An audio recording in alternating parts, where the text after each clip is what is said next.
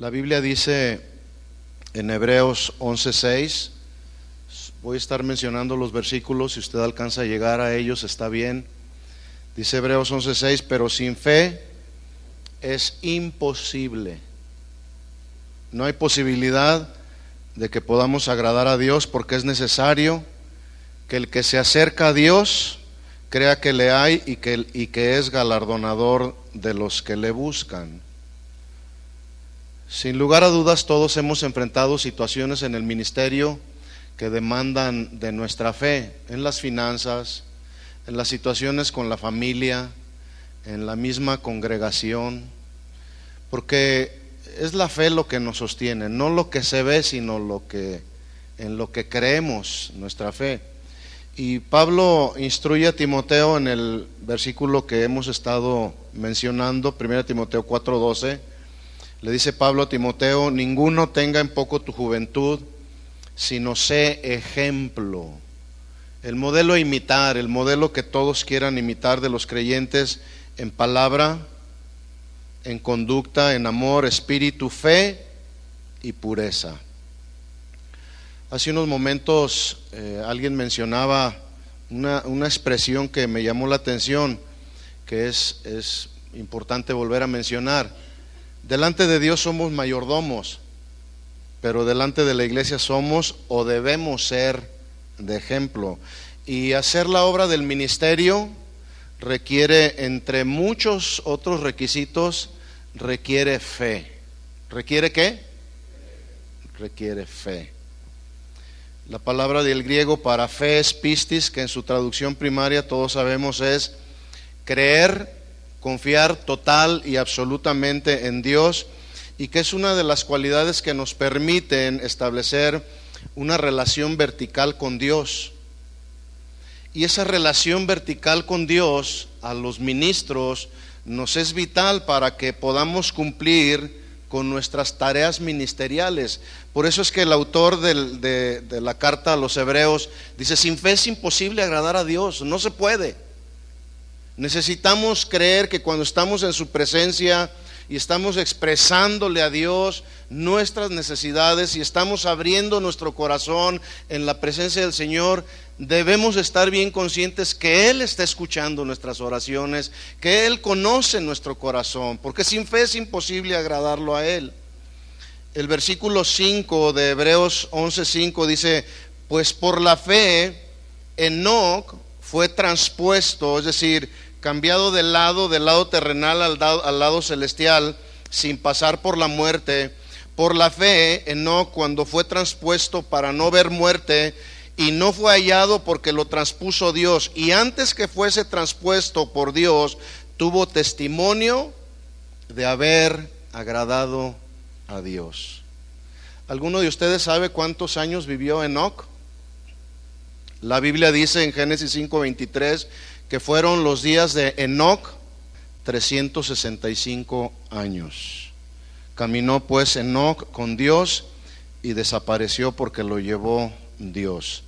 Déjenme decirles, hermanos, que se requiere fe, se requiere paciencia para vivir 365 días del año por 365 años. Se requiere fe y paciencia para vivir agradando a Dios. Pero también hay otra palabra del griego para fe que es pistos, que en su sentido más amplio significa fidelidad. Y la fidelidad hace a un ministro digno de confianza. Entonces podemos resumir que se requiere ser fiel a Dios, se requiere ser fiel a la congregación, se requiere ser fiel en la familia para ser dignos de confianza. Y Pablo le está escribiendo a Timoteo estando en Macedonia, dándole una serie de consejos e instrucciones al joven Timoteo que le ayudarían a llevar a cabo la obra del ministerio con fidelidad y con el fin de no apartarse del rumbo. Así que Timoteo debía ser fiel y digno de confianza en su ministerio, de tal forma que por su fidelidad otros pudieran llegarlo a imitar. Sin duda, para nosotros los ministros de hoy, Los consejos e instrucciones que contienen estas cartas pastorales son de un valioso aporte debido a que llevan como propósito instruirnos en cuestiones muy prácticas del ministerio, con el fin de que también nosotros, los ministros de hoy, desarrollemos la obra del ministerio fielmente. Para que desarrollemos la obra del ministerio, ¿cómo? Fielmente. Y yo siempre me he preguntado a lo largo de los años que tengo caminando con el Señor, ¿por qué algunos ministros empiezan bien y terminan mal? Sin lugar a dudas, una respuesta pudiera ser por falta de fidelidad, algunos otros por falta de pureza, algunos otros por falta de integridad. Pero la fidelidad juega un papel muy importante en el ministerio. Así que Pablo, ya desde su saludo, nos invita a ser fieles y dignos de confianza, reconociendo y no menospreciando a aquellos a los que Dios en su soberanía nos ha puesto como autoridad en la iglesia. Debemos estar sometidos a alguien. No podemos hacer la obra del ministerio como el llanero solitario, nosotros solos solamente. Entonces, en otras palabras, el ministerio apostólico de Pablo no le había sido otorgado por el hombre. Ya en su saludo ahí en 1 Timoteo 1:1, Pablo dice: yo soy apóstol de Jesucristo, no porque alguien me nombró como apóstol de Jesucristo, sino por mandato de Dios nuestro Salvador y el Señor Jesucristo. Por lo tanto, debemos, hermanos pastores y líderes, debemos de ser fieles a Dios, pero también a aquellos que Dios ha puesto en nuestra autoridad, como nuestra autoridad. ¿Estamos de acuerdo en eso? También ahí Pablo, en estas cartas pastorales, también él instruye al joven Timoteo. Yo siempre he pensado que antes de partir Pablo le dejó como un testamento valioso, que Timoteo, al poner en práctica todos esos consejos, le iban a ser de gran utilidad en el ministerio. Entonces, también ahí en estos consejos Pablo le habla a Timoteo y le instruye acerca de cómo contrarrestar y exponer las falsas doctrinas y a los falsos maestros. En 1 Timoteo 1:3 le dice Pablo: ruego a Timoteo, o Pablo ruega a Timoteo, dice: como te rogué que te quedases en Éfeso cuando fui a Macedonia, para que mandases a algunos que no enseñen diferente doctrina.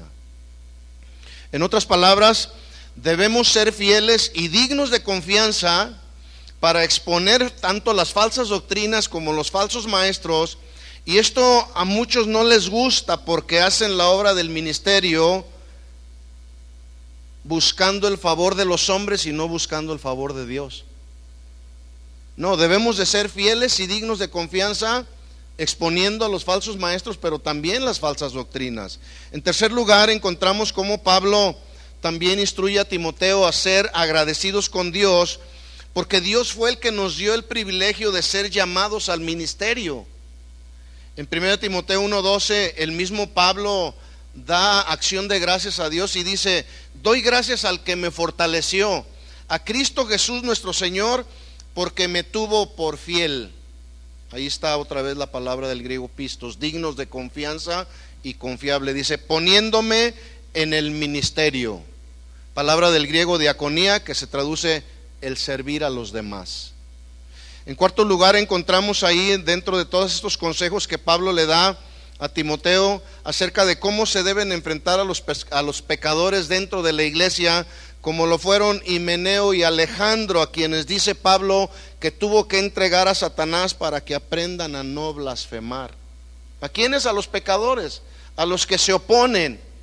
Pero a veces sucede que porque es el que más diezma, pues no tenemos la capacidad para decir: estás en pecado y necesitas arrepentirte, y si no quieres hacerlo, llamar a 2 o 3 testigos, y si tampoco quiere hacerlo, entonces exponerlo a la iglesia, y si no, exponerlo o excomulgarlo. Ahí Pablo está instruyendo cómo se deben de exponer a los pecadores. Pero también ahí Pablo establece el criterio bíblico y los requisitos que son necesarios para ser un buen ministro del evangelio. Y como estamos hablando de fidelidad, pues cómo ser un buen ministro fiel, confiable, digno de confianza. Dice 1 Timoteo 3:2, es necesario, no sé si decir la palabra obispo, es necesario que el supervisor sea irreprensible. Lo contrario a lo irreprensible, pues es reprensible. Por lo tanto, ya desde la misma primera palabra, Pablo nos está llamando a la integridad y a ser ejemplo. Que nadie tenga nada malo que reprendernos. Es necesario que el supervisor sea irreprensible, marido de una sola mujer, sobrio, prudente, decoroso, hospedador y apto para enseñar. Pero escuche esto, también ahí, en estas cartas pastorales, Pablo está instruyendo a Timoteo acerca de la conducta y el comportamiento, es decir, el estilo de vida que todos los ministros debemos ir desarrollando. En 1 Timoteo 3:14 escribe Pablo, esto te escribo, Timoteo, aunque tengo la esperanza de ir pronto a verte, para que si tardo, sepas cómo debes conducirte en la casa de Dios, que es la iglesia del Dios viviente, columna y baluarte de la verdad. Ya sabemos todos que la conducta, en el sentido de su traducción, es o está indicando una norma de vida. Pero es una norma de vida que todos los que somos ministros debemos desarrollar, basada en la aplicación de los principios del ministerio, no en nuestros criterios personales. La conducta tiene que ver con el carácter. No podemos, o mejor dicho, no debemos hacer a un lado los principios bíblicos que rigen el ministerio. Por ejemplo, un principio, todos sabemos que es una regla o una ley que se debe de cumplir o se debe de seguir con el fin de lograr un propósito. En este caso, nuestra responsabilidad es lograr los propósitos de Dios para, en ese sentido, entonces desarrollar un ministerio honorable, pero también un ministerio que le dé honra y le dé gloria a Dios. A eso hemos sido llamados y creo que todos lo sabemos perfectamente. Pero hoy, en algunos sectores del cristianismo, no todo lo que se hace en el ministerio es honorable y no todo lo que se hace en el ministerio le da honra a Dios. Por lo tanto, nuestro comportamiento dentro de la iglesia demanda no solamente conocer, sino aplicar los principios que rigen el ministerio. Y es justamente aquí donde se han generado problemas en el ministerio, porque no basta solamente con el conocer, sino con el aplicar. Porque alguien puede conocer los principios del ministerio, pero no aplicarlos. ¿Por qué? Por alguna razón, entre otras puede ser por falta de fidelidad a Dios o a su palabra. Por ejemplo, solamente por mencionar un principio, Pablo le está ratificando a Timoteo un principio que ya había sido establecido en la ley de Moisés. Y este principio él lo establece en 1 Timoteo 5:19 y dice, contra un anciano, ¿qué dice? ¿Ustedes lo conocen? Contra un anciano no admitas acusación, sino con 2 o 3 testigos. En Deuteronomio 19:15 se lee de la siguiente manera: solo por el testimonio de 2 o 3 testigos se mantendrá la acusación.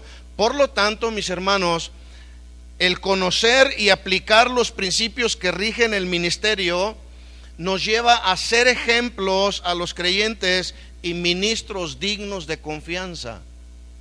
Cuando por alguna razón no aplicamos los principios del ministerio, entonces estamos incurriendo en una violación de los principios de Dios.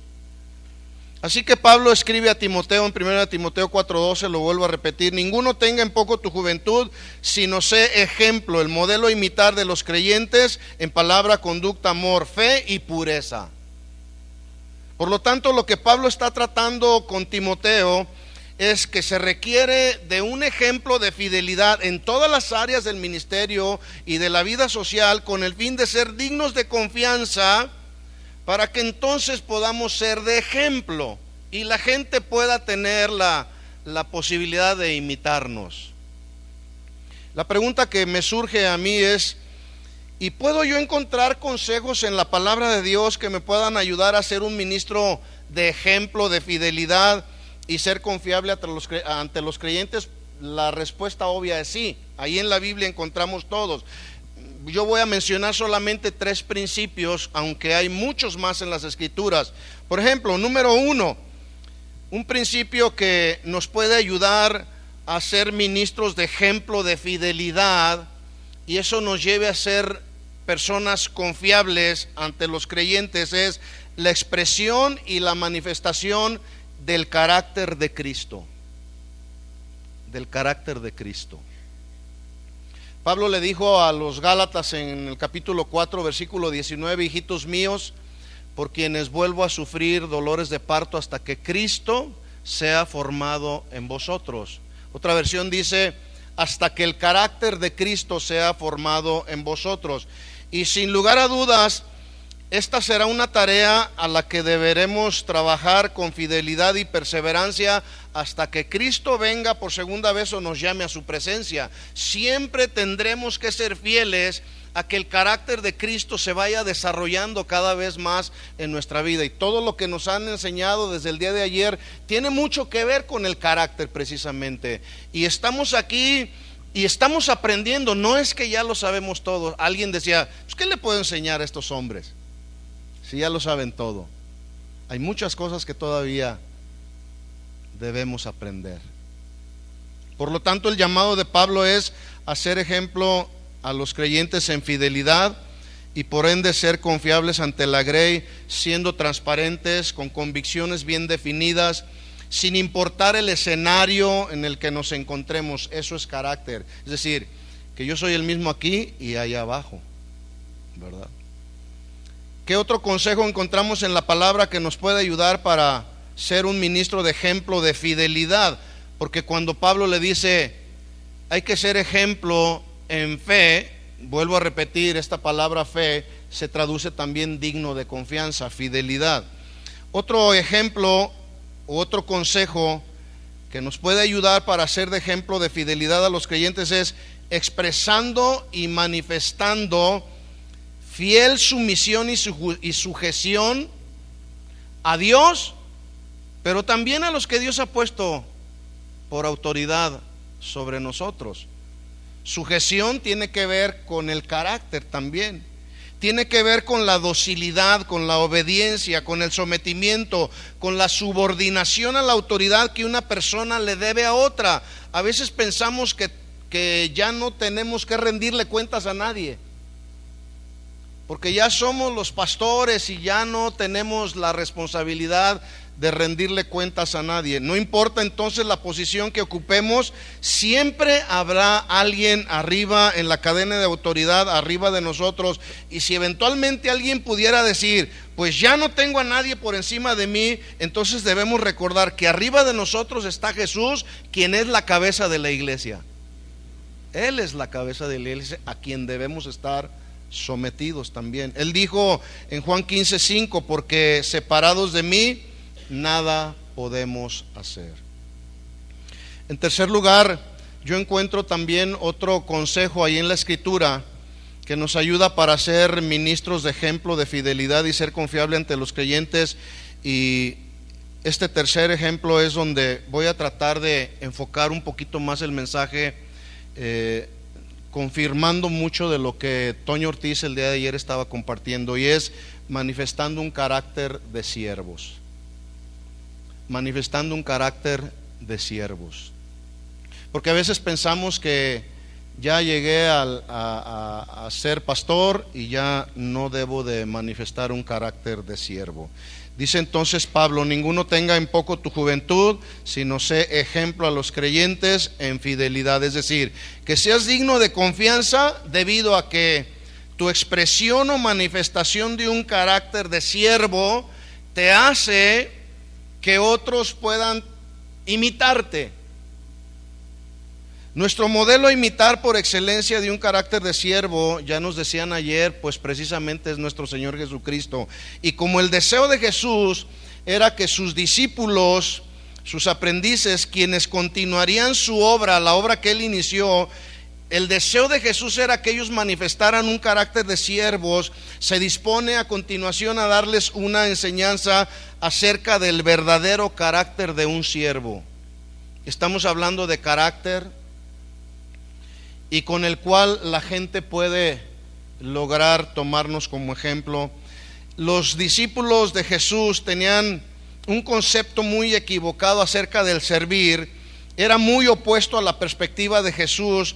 Por lo tanto, les hace una pregunta que él mismo le da respuesta. Vamos ahí a Lucas 22, 27, por favor.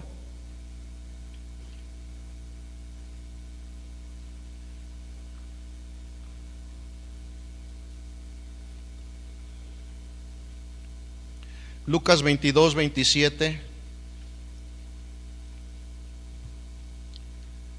Jesús está a punto de, con su mismo ejemplo, de darles una instrucción acerca del verdadero sentido que tiene la palabra servir. Dice Lucas 22, 27, porque ¿cuál es el mayor? ¿El que se sienta a la mesa o el que sirve? ¿No es el que se sienta a la mesa? Mas yo estoy entre vosotros como el que sirve. La Real Academia Española define la palabra servicio de una manera muy simple, pero a la vez muy desafiante. Y como el ministerio es todo un desafío, pues se requiere que seamos fieles y confiables servidores del Señor. Por eso es que el día de hoy da temor decir obispo o ministro, porque a veces tenemos los conceptos de lo que es un servidor o un ministro muy equivocados, o la gente tiene conceptos muy equivocados. Así estaban los discípulos de Jesús. ¿Quién es el mayor? ¿El que se sienta a la mesa o el que sirve? No es el que se sienta a la mesa, mas yo estoy entre ustedes como el que sirve. Servir tiene que ver con la acción o labor que alguien hace, escuchen esto, en beneficio de una persona o un grupo de personas. Eso es servir. Y de acuerdo a esta definición, ¿sabe usted dónde está el desafío? Bueno, el desafío para nosotros está en que al estar conscientes de que servir implica hacer una obra para el beneficio de otros, y en ese sentido mi beneficio personal, si hubiera alguno, no es lo más importante. El problema no radica en servirnos a nosotros mismos. El problema radica principalmente o surge cuando se trata de servir a los demás. Porque el servirme a mí mismo no solamente me provoca gozo, sino mucha fe también. Servirnos a nosotros mismos no es tan difícil. El problema está cuando se trata de servir a otras personas. Incluso hay ocasiones en que de manera muy amable nos decimos unos a otros: estoy para servirte. Es posible que hoy, esta mañana, nos saludamos, Dios te bendiga, estoy para servirte. Aún en ocasiones la gente en la congregación nos dice: pastor, estoy para servir, pero en la mayoría de los casos se ignora el costo de lo que verdaderamente implica servir.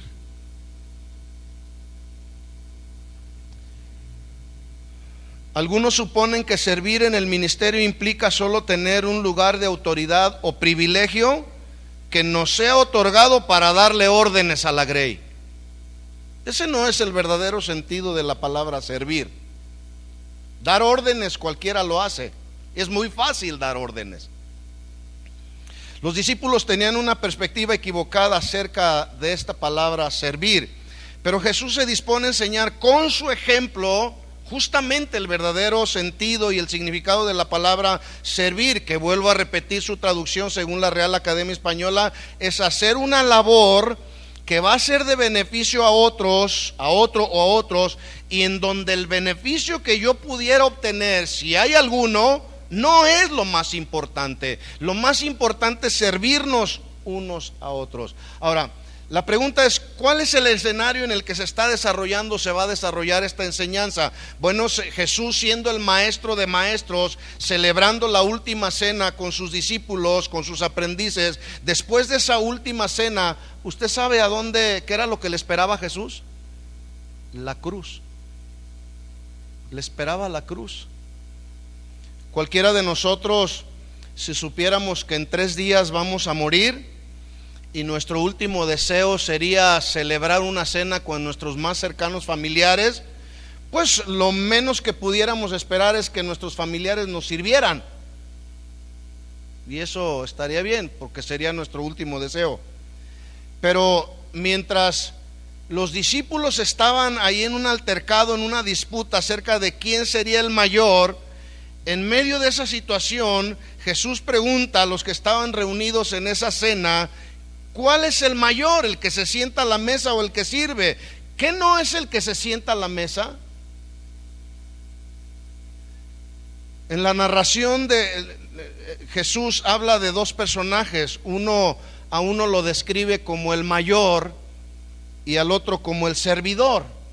Pero aquí hay algo muy importante por eso Jesús usó esta palabra mayor.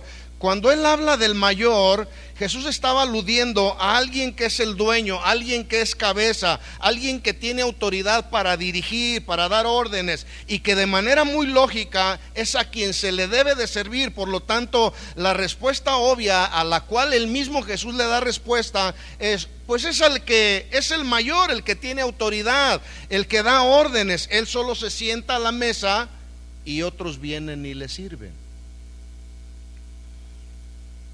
Déjeme decirle que en el tiempo que llevo caminando con el Señor, que ya son 32 años, me he encontrado con 2 tipos de personas dentro de la iglesia y del ministerio. Me he encontrado con los pocos, que son los que verdaderamente manifiestan el carácter de siervos y que conocen bien el verdadero sentido de la palabra servir y son dignos de imitar. Y eso está bien, pero son los pocos.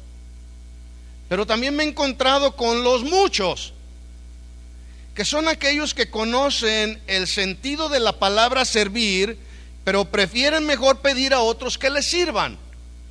En otras palabras, no les gusta servir a los demás, pero sí les gusta servirse de los demás. Y es justamente ahí donde violamos el principio de fidelidad. Cuando ya esperamos no servir, sino que otros nos sirvan. Y Pablo le está hablando a Timoteo y le está diciendo que nadie tenga en poco tu juventud, sino sé ejemplo a los creyentes en fidelidad, para que seas digno de confianza.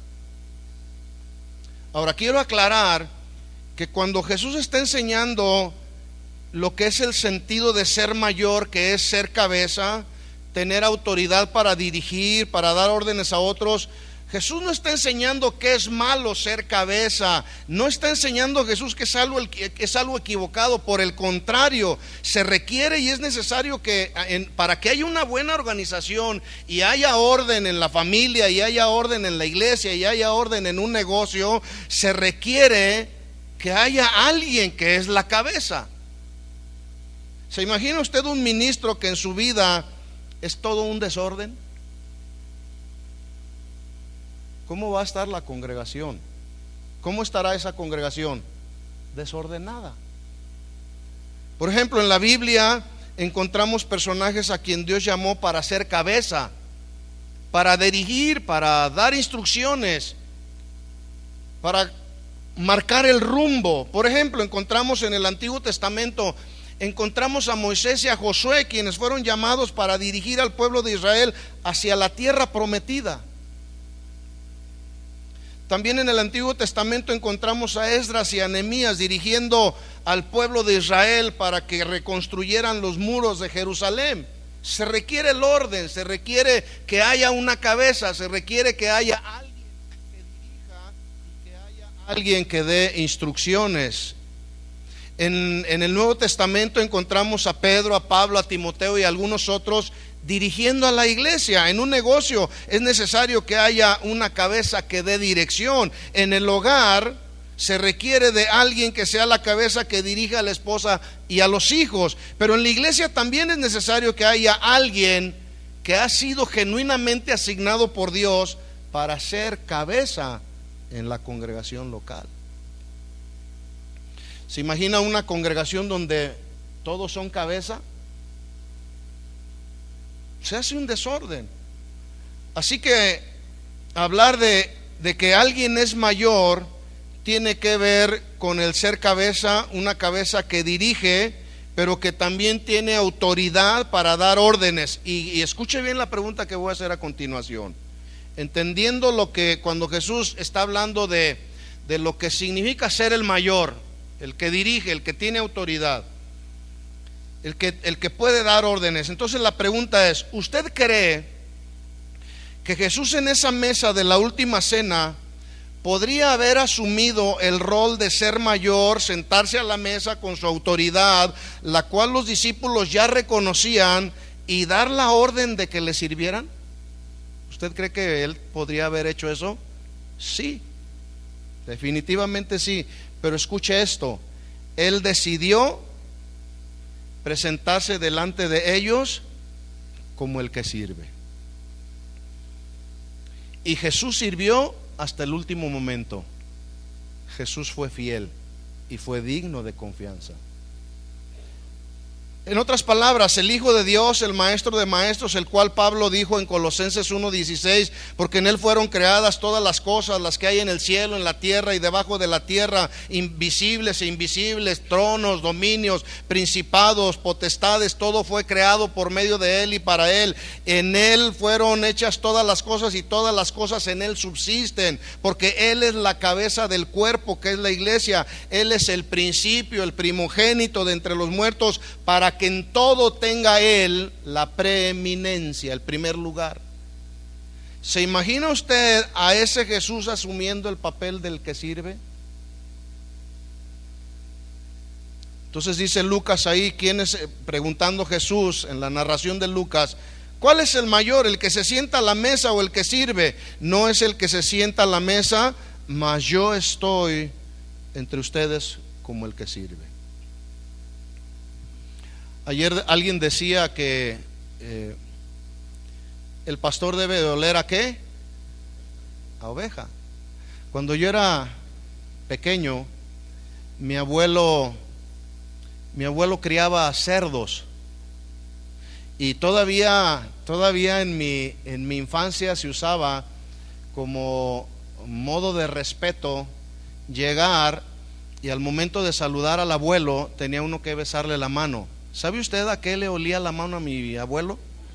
A puro cerdo. Olía a cerdo porque andaba entre los cerdos, ¿verdad? ¿Cuál es el mayor, el que se sienta a la mesa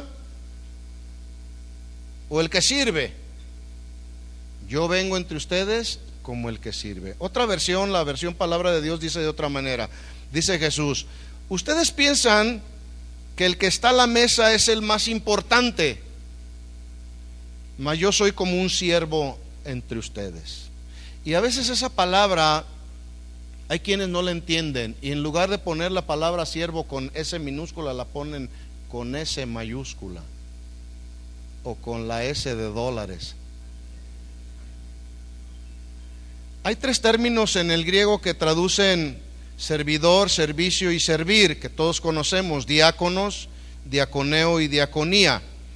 El sentido original de este grupo de palabras tiene que ver justamente con realizar tareas de sirviente, como el servir a las mesas, como el hacer los mandados, pero además ayudar en diferentes labores domésticas de la obra.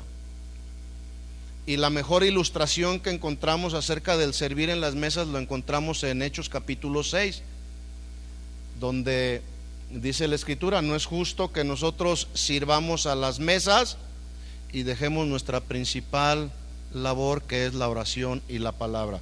Entonces, ¿será que Jesús se está contradiciendo con Hechos capítulo 6? No, lo que pasa es que en Hechos capítulo 6 era una acción literal.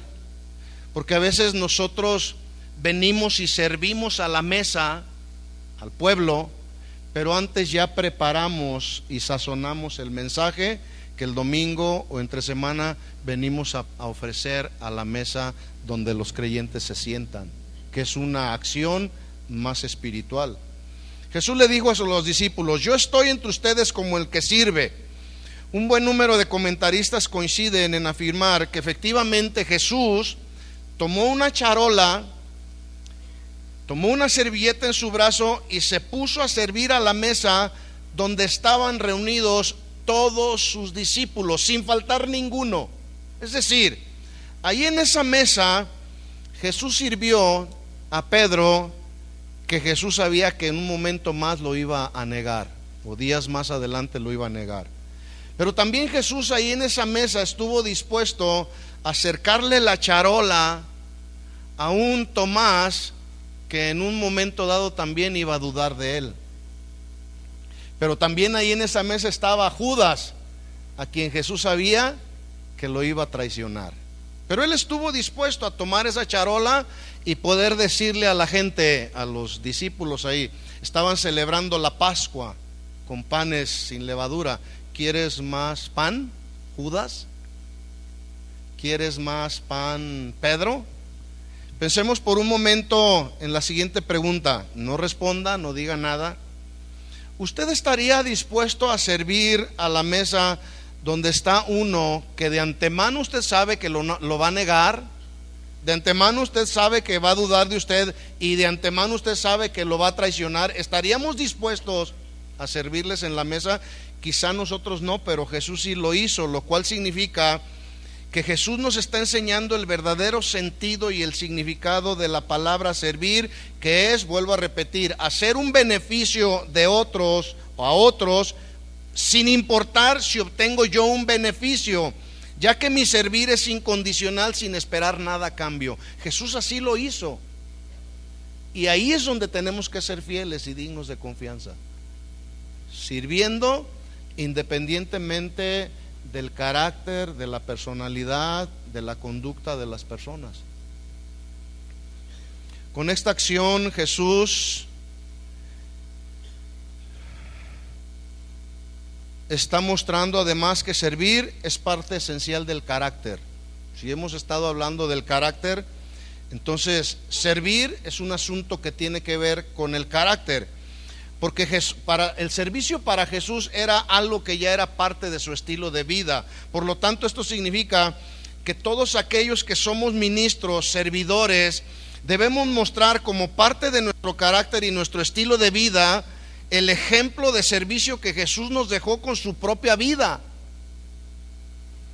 Servirnos unos a otros de forma incondicional sin esperar nada a cambio. A eso fue a lo que Pablo se refería cuando le escribió a Timoteo: sé ejemplo, sé el modelo a imitar de los creyentes en palabra, en conducta, en fe, fidelidad. Es decir, que tu servir sea incondicional sin esperar nada a cambio. Ahora, quiero decirle que hasta aquí todos nosotros podemos ya saber o tener una idea del verdadero sentido de la palabra servir. Pero en ese momento los discípulos todavía no entendían lo que Jesús estaba tratando de enseñarles, porque ellos estaban más enfocados en algo muy diferente, en una perspectiva muy diferente. Dice la Biblia ahí en Lucas 22-24, en esta misma narración, pero en versículos anteriores, dice que había entre ellos una disputa, había un pleito sobre quién de ellos sería el mayor. Les recuerdo entonces que el sentido de la palabra mayor es aquel que es cabeza, el que tiene autoridad para dirigir y dar órdenes, girar instrucciones. Así que ellos peleaban sobre quién de ellos sería el que tendría la autoridad para dirigir a otros, para girar instrucciones a otros. Ese era su enfoque. Su enfoque no estaba en desarrollar un carácter manso y humilde. Su enfoque no estaba en desarrollar un carácter de siervo como el de Jesús. Su enfoque fue más humano, terrenal y personal. Esto no les permitió pensar en tomar la charola y la toalla y servir a los demás, porque su enfoque estaba en quién de ellos sería el mayor. Pregunta: ¿ha usted experimentado este tipo de peleas en el ministerio? Que algunos ahí de repente en algunos ministerios están peleando por quién ser el mayor.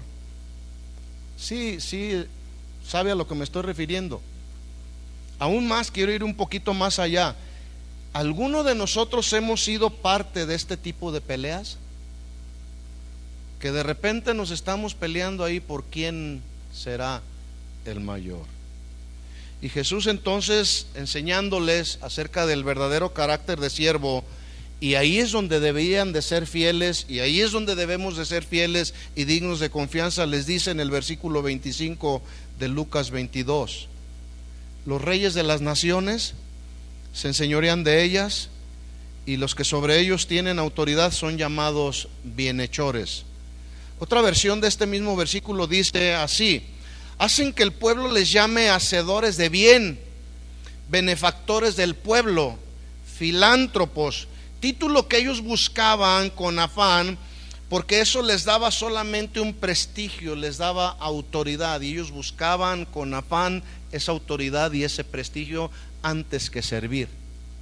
Pero dice Jesús, eso se hace allá en las naciones, eso se hace allá afuera, con los que no conocen a Dios. Pero en el reino de Dios, Jesús va en contra justamente de la lógica y la sabiduría humana, porque en el versículo 26 les dice: mas no así vosotros, sino sea el mayor entre vosotros como el más joven, y el que dirige como el que sirve.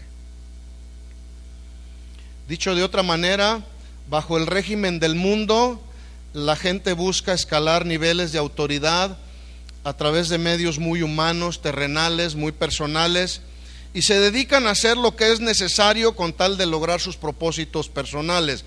Pero en el reino de Dios, según el enfoque de Jesús, no es así. En el reino de Dios es en base al servicio incondicional y sin esperar nada a cambio. Hace muchos años, aquí en la congregación, de recién que yo llegué a esta congregación, entonábamos un canto que decía: si grande quieres ser en el reino, aprende a servir a los demás. Y ese era como el coro: si grande quieres ser en el reino, aprende a servir a los demás. ¿Cuántos quieren ser grandes en el reino? No todos, ya ve. ¿Cuántos quieren ser verdaderamente grandes en el reino de Dios?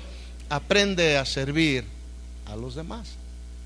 Ese es el principio de Jesús. Entonces Jesús les pregunta: ¿cuál es el mayor, el que se sienta a la mesa o el que sirve? No es el que se sienta a la mesa, mas yo estoy entre vosotros como el que sirve. En esa cena, pues, todo apunta a que Jesús tomó una charola en su mano, una servilleta en su brazo, se puso a servir a la mesa donde estaban todos reunidos, y ahí está Jesús sirviendo a ellos.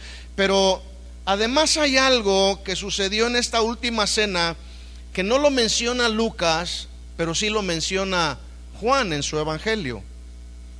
Juan capítulo 13, versículo 3, si me acompaña a estas escrituras.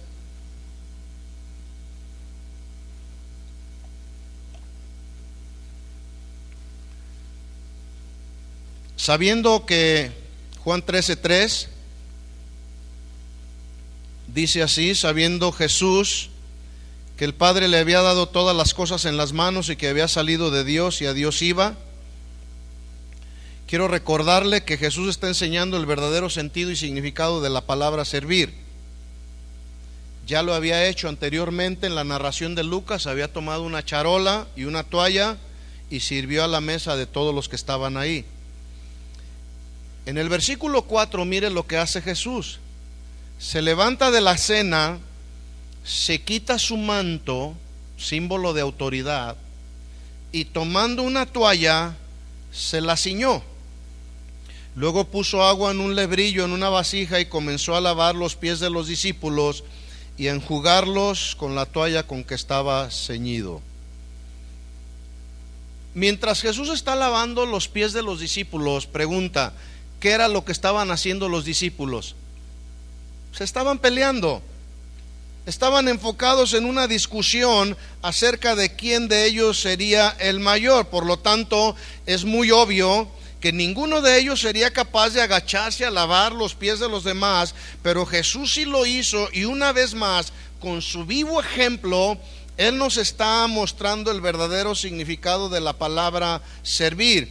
Así que sería muy bueno que en la próxima ocasión en que usted o yo le digamos a alguien: estoy para servirte, pensemos en el verdadero significado de la palabra servir, que significa quitarnos el manto de autoridad pastoral, arremangarnos las mangas, tomar una toalla y un recipiente y empezar a lavar los pies de aquellos que nos rodean. Pregunta, ¿me estoy refiriendo a una acción terrenal o a una acción literal, mejor dicho? No, me estoy refiriendo a una manifestación de amor respecto a los demás. Cuando digo debemos lavarnos los pies los unos de los otros, es una manifestación de nuestro amor, de nuestro aprecio y de nuestro respeto por los demás. De esa manera podemos hacerlo. Versículo 5 dice: entonces luego puso agua en un recipiente, comenzó a lavar los pies de los discípulos, a enjugarlos con la toalla con que estaba ceñido. Y pregunta, ¿lavó los pies de todos, sí o no? Así como sirvió a la mesa donde estaba Pedro, que lo iba a negar, Tomás, que iba a dudar de él, y Judas, que lo iba a traicionar, así lavó los pies de Pedro, de Tomás y de Judas y de todos los demás discípulos. Y esa es la actitud y el carácter de siervo que debemos todos imitar, ser ejemplo y ser fieles a ese desarrollo del carácter. Versículo 6. Entonces vino Simón Pedro, y Pedro le dijo: Señor, ¿tú me lavas los pies?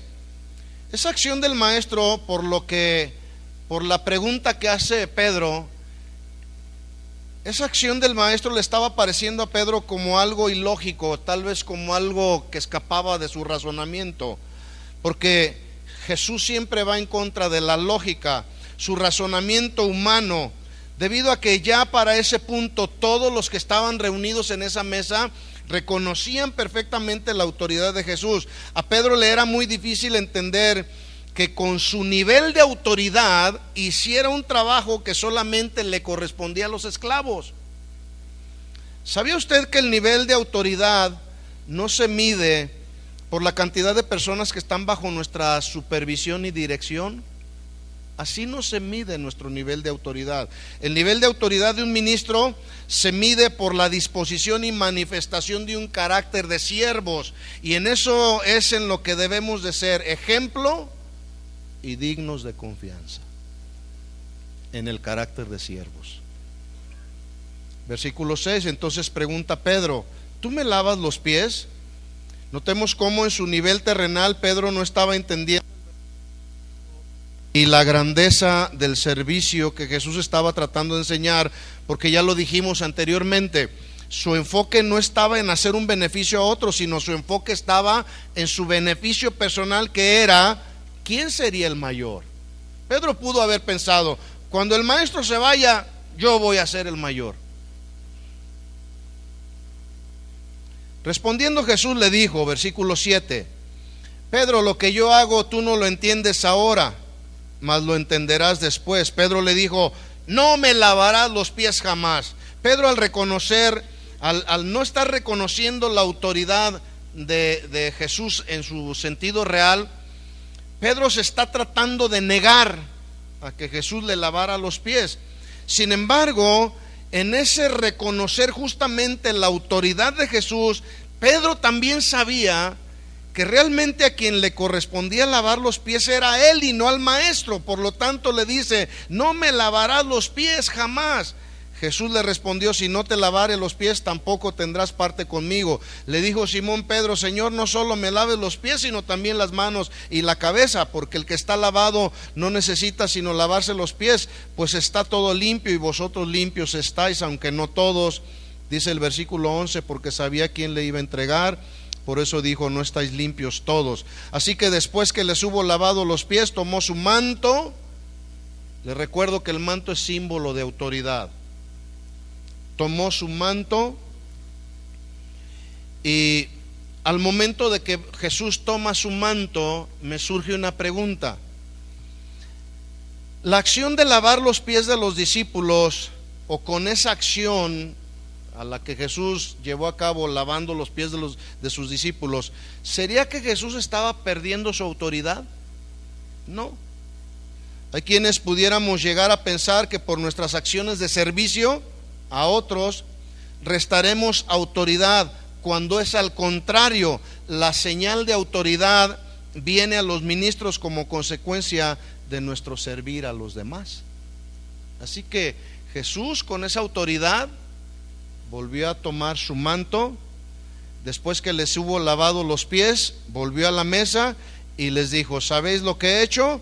Vosotros me llamáis maestro y señor, y decís bien, porque lo soy. Señor, les recuerdo que significa supremo en autoridad. Señor también significa el que es dueño, el que tiene autoridad para dirigir, para sentarse a la mesa y que otros le sirvan. Pues si yo, el Señor, el que da instrucciones, el maestro, he lavado los pies de ustedes, vosotros también debéis lavaros los pies los unos a los otros, porque ejemplo les he dado, para que como yo os he hecho, vosotros también os hagáis. Es justamente a eso a lo que Pablo se está refiriendo cuando le dice a Timoteo en 1 Timoteo 4:12: sé ejemplo, el modelo a imitar de los creyentes en palabra, en conducta, en amor, en fidelidad, en el servir incondicionalmente, sin esperar nada a cambio. Así que, mis hermanos, a partir de hoy, después de haber escuchado esto y haber visto en la Biblia el vivo ejemplo del Maestro y Señor Jesús, ¿qué pasó?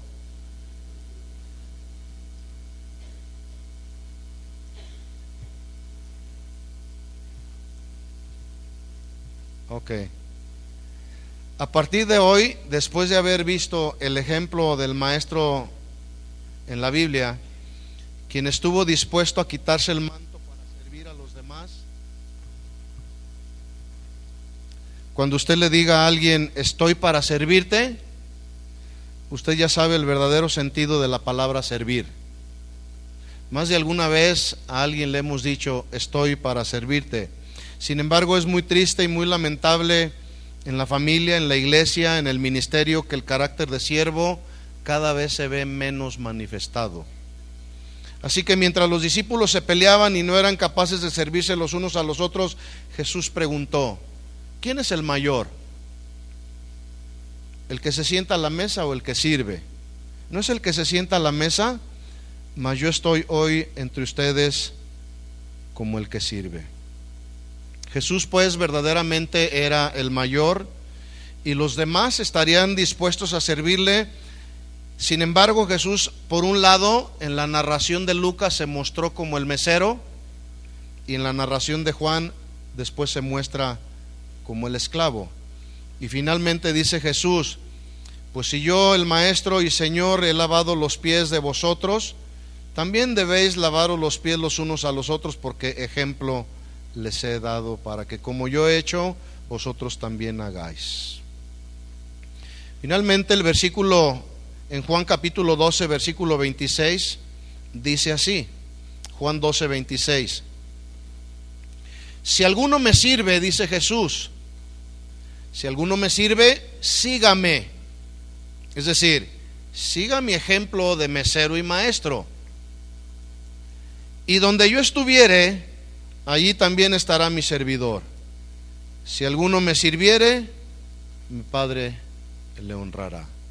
Carácter de siervo, y siervos fieles hasta el final, hasta que el Señor venga por segunda vez o nos llame a su presencia. Fieles en lo que el Señor nos ha puesto. Quiero terminar leyendo una nota que leí por ahí hace unos días, que un pastor, que espero esté presente aquí, subió por ahí al chat, y me llamó mucho la atención porque tiene que ver con esto. Y la nota decía, el título de la nota es una pregunta: ¿qué es un pastor? Quizá algunos de ustedes la leyeron por ahí.